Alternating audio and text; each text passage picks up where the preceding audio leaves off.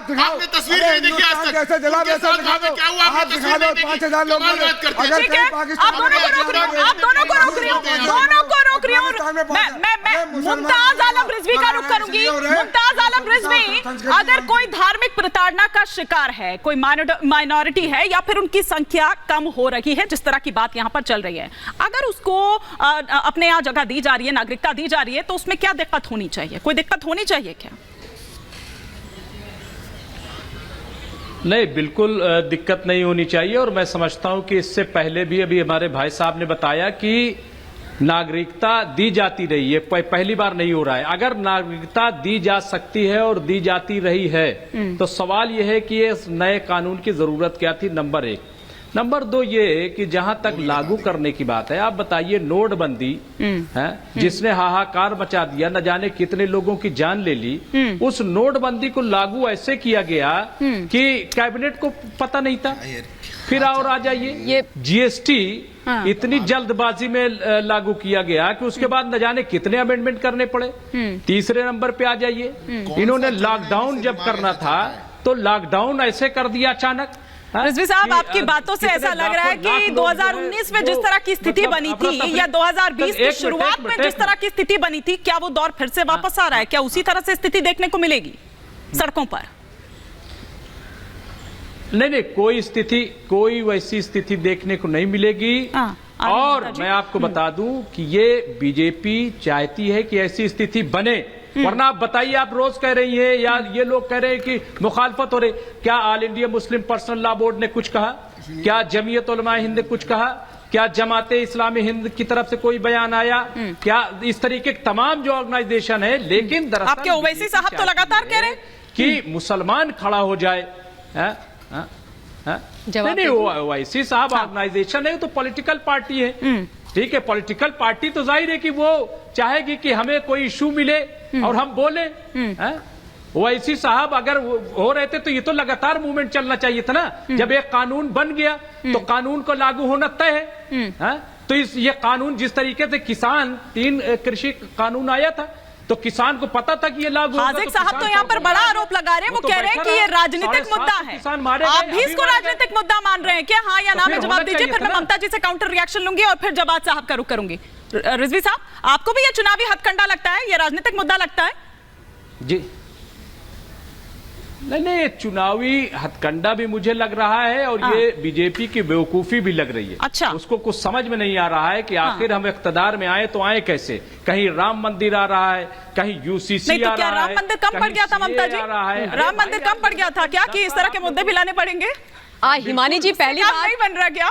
जी हिमानी जी, पहली बात, बड़ा दुख होता है मुझे जब मेरे ऐसे भाई लोग आते हैं और इतने सेंसिटिव मुद्दे के ऊपर इस तरीके की बात करते हैं, बोलते हैं कि ये एक बेफजूल का मुद्दा है। दूसरा ये कह रहे हैं कि मुखालफत किसी ने की नहीं तो ये विषय क्यों आ रहा है। अरे मेरे बड़े भाई, अगर मीडिया प्रश्न पूछेगी देश के गृह मंत्री से सीएए के बारे में, तो क्या वो बताएंगे नहीं कि सीएए के साथ क्या होने वाला है, या इस देश में सीएए लागू होने वाला है कि नहीं होने वाला है? या आपने अपने मन में मुंगेरी लाल की खिचड़ी कैसे पका ली कि मुखालफत की बात कौन कर रहा है? मैं आपके बीच में नहीं बोली थी, सुनिए, शांति रखिए, आपके बीच में मैं नहीं बोली थी। सुनिए, तसल्ली रखिए, पानी रखा है तो पानी पी लीजिए, ठीक है। आप वो लोग हैं जिन्होंने सीएए के नाम पर इस देश के अंदर, देश की राजधानी में कत्लेआम मचवाया।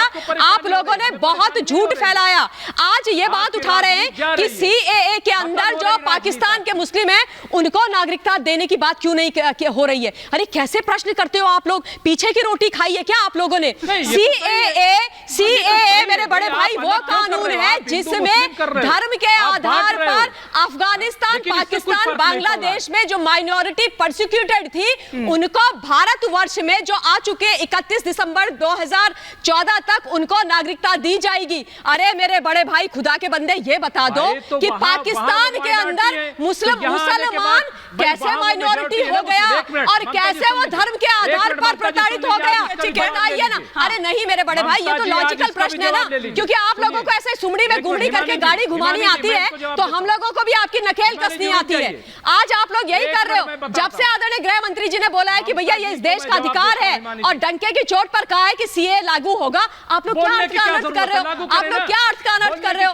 आप मुझे ये बताओ कि सीए लागू होना चाहिए कि नहीं होना चाहिए? आप बोलो ना कि जो माइनॉरिटी है, जो परसिक्यूटेड है, हम उन अपने भाइयों के साथ खड़े हैं, उनके साथ पाकिस्तान ने गलत किया, अफगानिस्तान ने गलत किया, बांग्लादेश ने गलत किया, जवाब उनको यहाँ नागरिकता मिलेगी, हम उनका सम्मान करते हैं। आपके मुंह से ये क्यों नहीं फूटता? ठीक है, ये क्यों नहीं फूटता? ठीक है, एक एक करके बताइए। ठीक है ममता जी, जवाब ले लेती हूँ उनके साथ क्या एक एक करके। एक अमित शाह जी ने, जवाब प्रधानमंत्री जी ने पूरा किया, तो आप लोग उनको सलाम करने के बजाय कोस रहे हो। जवाब ले लेती हूँ। हालांकि ममता जी आप जो चुटकी ले रही है ना, ये पहाड़ी उसमें सुमड़ी में गुमड़ी, पता नहीं उनको कितना समझ आ रहा है, लेकिन फिर भी एक बार रिजवी साहब फिर जवाब साहब का रुख कर रही हूँ। हाँ रिजवी साहब, क्विक रिएक्शन 30 सेकंड। हाँ जी मैं क्विक ममता जी से बताइए कि कितनी को इन्होंने शहरियत दी है कानून बनने के बाद, और किसने जो है इस पे एहतजाज किया, किसने प्रोटेस्ट किया, बताइए हमें जवाब। अरे मेरे बड़े भाई, चीज जो ऐसा है, आपने न जाने कौन सी पट्टी पहनी है। वो कहावत है ना, सावन के अंधे को सब कुछ हरा हरा दिखता है, ठीक है? तो वो आप पे लागू होती है, मुझ पे नहीं। मैंने सीएए का प्रोटेस्ट भी देखा है। मैंने सीएए और मैंने 2019 और 20 की शुरुआत की अगर जिक्र किया था, इसीलिए किया था रिजवी साहब। मुझे अभी तक मेरे उत्तराखंड का छोटा सा बच्चा दिलबर नेगी याद है, जिसके हाथ पैर काट के उस बच्चे को जिंदा जलाया गया था। आप मुझे ये ज्ञान मत दीजिए यहाँ पर, आप मुझे मत बोलिए। जवाब साहब, मुझे ज्ञान मत दीजिए आप। मैं आपका ज्ञान नहीं हुआ था क्या? ये बताइए कि यहाँ पर अभी रिजवी साहब कह रहे हैं कि इस तरह का कोई प्रोटेस्ट नहीं हुआ। वहाँ शाहीन बाग में क्या हो रहा था साहब? वो 2019 का वो साल सबको याद है। 2020 की शुरुआत में भी जवाब साहब नहीं हुआ क्या? जवाब साहब आ रही हूँ। रिजवी साहब आपने अपनी बात रखी, आपने अपनी बात। हाँ अच्छा ठीक है, कंप्लीट कर लीजिए फिर जवाब साहब का रुख कर रही हूँ। नहीं हुआ था क्या? सरकार किसानों के साथ तो बात करती है। 12 राउंड की 13 राउंड की बात होती है। मुद्दा क्या है? सरकार ने बात तो नहीं की, जो नहीं समझाया। आज जो बात कह रहे हैं अमित शाह, उस टाइम को नहीं कहा उन्होंने। बताइए जो कह रहा था गोली मारो,